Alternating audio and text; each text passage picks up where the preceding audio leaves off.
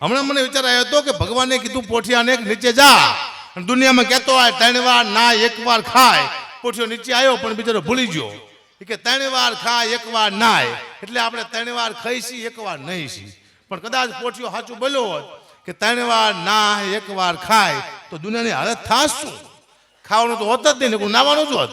કોઈ મહેમાન આવે, આવો નહીં લો, હું નહીં નાયો. નહીં, તારી માના સમજે, તું પહેલી વાર આવ્યો છું, નાવું તો પડશે જ. તે લાવો ડોલ પડતાની માથે. પછી અન્ન ક્ષેત્ર ન હોત, સ્નાન ક્ષેત્ર હોત. મોટા તલાવ ભર્યા હતા, ઘનશ્યામભાઈ બધા પૈસા આપ્યા ને, પાણી ના આપવા પડે. પાણી જ હોત ને, જાજુ પૈસા જાજુ પાણી હોત કે ભાઈ મારા 5 બેરલ પાણી, મારા 20 બેરલ પાણી, જાજુ પાણી. અન્ન ક્ષેત્ર નો સ્નાન ક્ષેત્ર હોત. હાલો ખાવા એમ નહીં, હાલો નાવ, આખું આમ ધુમકા મારતું ધમ મજાનું. પછી કોઈ મોટો માણસ સુખી અમારા ભરસથી જેવો, તને બહુ મોટું નામ હોય, જાજા નવરાતા એ દુઃખની વાત છે પણ કરવી પડશે મારે. જીવનમાં આનંદ કરો, બાકી કહીશું છે ને. જય સીતારામ. મને